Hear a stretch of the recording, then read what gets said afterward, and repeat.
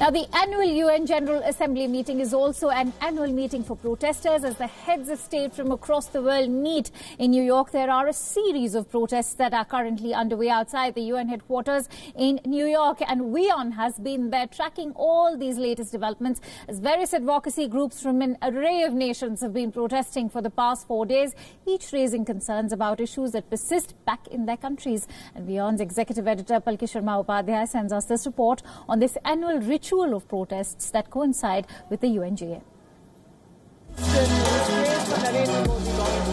Was pretty much several issues when it comes to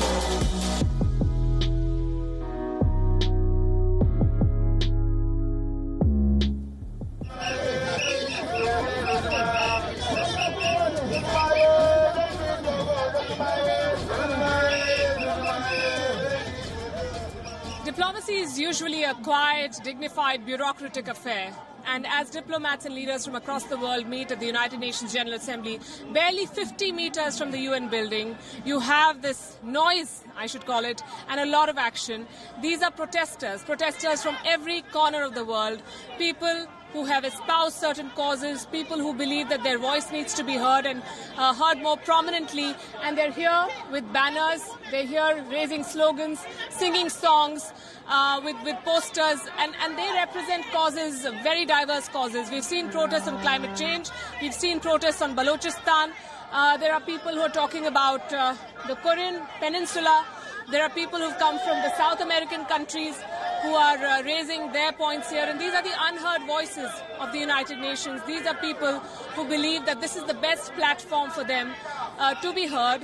Where are you from and what are you protesting against? We're from Guinea. Guinea is in West Africa. We're protesting against Alpha Condé, our president. Why are you protesting against your president here in New York? Because everybody is here. Alpha Condé is here too. So he's been trying to change the constitution. He has 2 terms.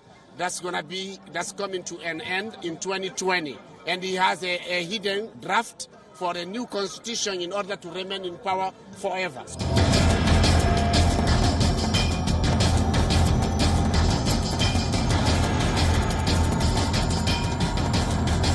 Where are you from and what are you protesting about? We are representing our country's Dominican Republic. We all have a little bit of everything here from different states, such as Florida, who have come today to protest. William Faulkner once said, "Don't be afraid to voice, to lift your voice to protect against injustice and the lying and the greed." We're protesting because our government in the Dominican Republic is keeping the funds, our inheritance that has arrived in the Dominican Republic approximately 2 years ago. By constitution, by right of liberty, by right of property, we're supposed to be receiving our funds. Where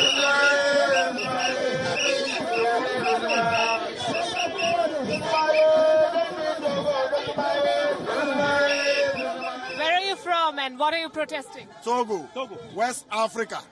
This country between Ghana and Benin.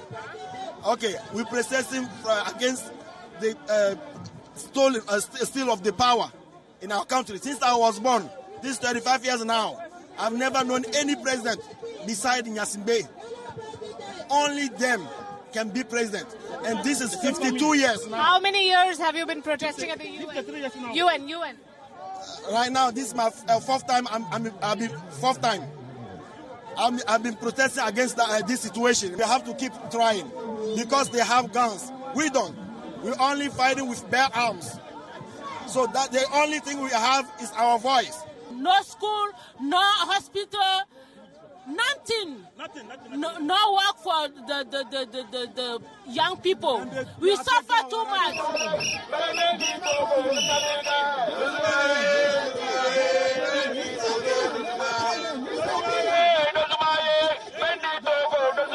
You must have seen a lot of security presence around here as well, because the security officials want to ensure that things do not get out of hand. So security is present, and there's a lot of bandobast, as we call it in India, proper arrangements in place to ensure that these people do not cross this line. But they attract a lot of eyeballs, of course, and they come prepared for that. You see the slogans and the banners, very provocative, some of them, and very loud voices. And then you have images like these, people very quietly making their point, sitting here in meditation. These are people who are also raising a point here.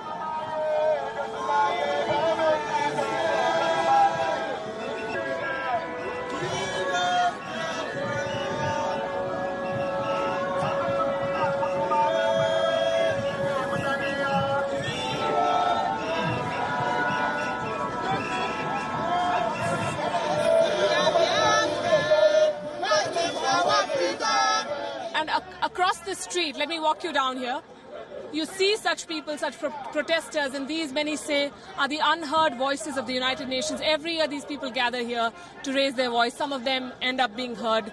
Most others are drowned in the daily hum, the daily news. After this United Nations Mela ends, they go back to their business, protest elsewhere. Across the street you'll see